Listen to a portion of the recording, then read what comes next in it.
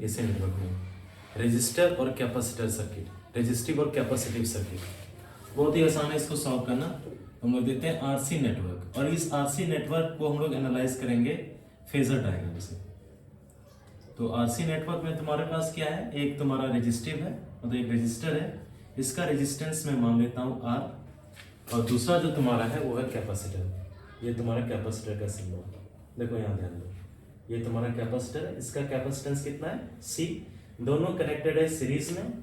और फिर ये सीरीज कॉम्बिनेशन ऑफ रेजिस्टर और कैपेसिटर को हमने कनेक्ट किया एक AC सोर्स के साथ, अल्टरनेटिंग EMF के साथ। ये तुम्हारा है अल्टरनेटिंग EMF, क्लियर है ना।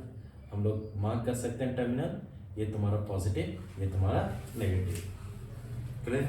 मान लेते हैं ये जो AC सोर्स है इसका इंस्टेंटेनियस EMF में मान लेता हूँ E is equal to E0 sin omega t है। ये आपका किसी इंस्टेंट ऑफ टाइम में ये वाला टर्मिनल पॉजिटिव, ये नेगेटिव, ये करंट सप्लाई करेगा। मान लेते हैं इंस्टेंटेनियस करंट जो जा रहा है वो I है। अब ये करंट I को एक ही पाथ मिल रहा है, सिंगल पाथ, तो सेम करंट तुम्हारा रेजिस्टर के थ्रू जाएगा और कैपेसिटर के थ्रू। अब हम लोग देखेंगे कि इस रेजिस्टर और इस कैपेसिटर में कितना पोटेंशियल ड्रॉप होगा, कितना पोटेंशियल ये दोनों के अक्रॉस अपीयर होगा। तो मैं मान लेता हूँ वोल्टेज अक्रॉस रेजिस्टर कितना मान लेता हूँ VR, कितना मान लेता हूँ VR, ये निकल जाएगा। और वोल्टेज अक्रॉस कैपेसिटर में कितना मान लेता हूँ VC, ये वोल्टेज अक्रॉस कैपेसिटर है।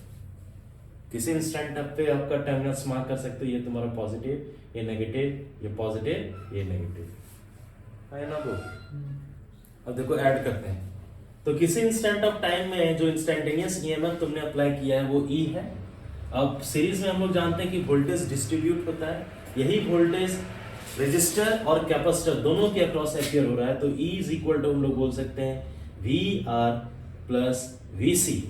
लेकिन यहाँ पे हम लोग अल्टरनेटिंग क्वांटिटीज को डील कर रहे हैं। किसको डील कर रहे हैं? अल्टरनेटिंग क्वांटिटीज, अल्टरनेटिंग EMF और अल्टरनेटिंग करंट को डील कर रहे हैं। तो ये जो एडिशन होगा वो सिंपल एडिशन नहीं होता है, ये कौन सा एडिशन होता है? Vector addition. तो E इज इक्वल टू हो जाएगा VR प्लस VC।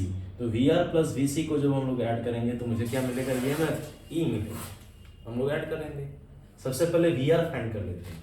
VR तो मेरे को क्या होगा, इसी को इक्वेशन नंबर 1 मान लेते हैं। VR voltage across register, current instantaneous current कितना है? I, और इसका रेजिस्टेंस कितना है? R। तो I इंटू क्या हो जाएगा? R। कैपेसिटर के अक्रॉस देते हैं VC, voltage across capacitor, current कितना है? I इंस्टेंटेनियस करंट, और इसका जो रेजिस्टेंस होता है हम लोग बोलते हैं XC। क्या बोलते हैं? XC। और ये XC 1/ओमेगा-C भी होता है। क्या होता है? 1/ओमेगा-C।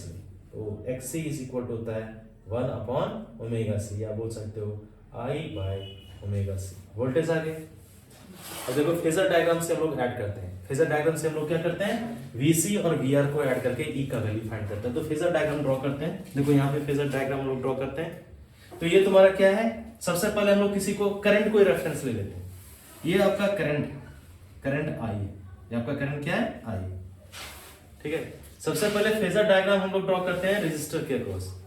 तो प्योरली रेजिस्टिव सर्किट अगर है, देखो इस रेजिस्टर को सिर्फ तुम देखो, इस रेजिस्टर को सिर्फ एनालाइज करो, करंट कितना है? I, अरे है या नहीं, और इसके अक्रॉस वोल्टेज कितना है? VR। तो प्योरली रेजिस्टिव सर्किट में हम लोग जानते हैं करंट और वोल्टेज क्या होता है? सेम फेज में। तो जिस लाइन में तुमने करंट ड्रॉ किया है उसी लाइन में क्या होगा? Voltage, voltage across resistor VR, जो कि आपका इक्वल है I इंटू आर के, I इंटू आर के। अब ये कैपेसिटर में आते हैं। कैपेसिटर में करंट जा रहा है I, कितना जा रहा है? I, और इसके अक्रॉस वोल्टेज कितना है? VC, कितना है? VC। तो कैपेसिटर में करंट लीड करता है, करंट क्या करता है? लीड। अब वोल्टेज क्या करता है? लैग। तो करंट अगर I है कैपेसिटर में और कैपेसिटर के अक्रॉस वोल्टेज है VC, तो ये वोल्टेज करंट से क्या करना चाहिए? लैग, पीछे रहना चाहिए। क्योंकि एंटी क्लॉकवाइज में दोनों रोटेट करता है, तो ये वाला लाइन रिप्रेजेंट कर रहा है वोल्टेज अक्रॉस कैपेसिटर VC।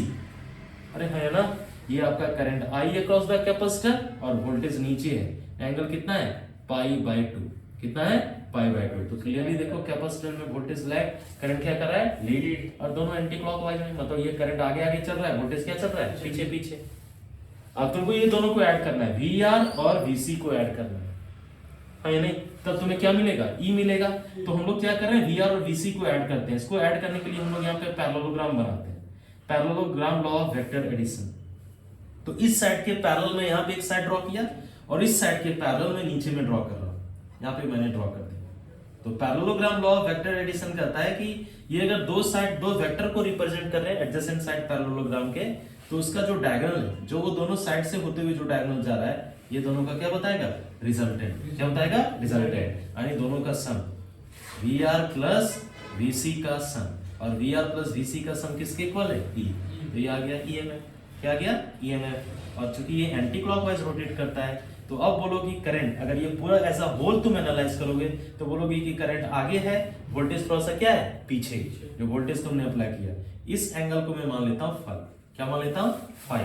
तो सबसे पहले ये एंगल को हम लोग निकाल सकते हैं। फाई के अपोजिट वाला क्या होगा, परपेंडिकुलर। ये क्या होगा, बेस।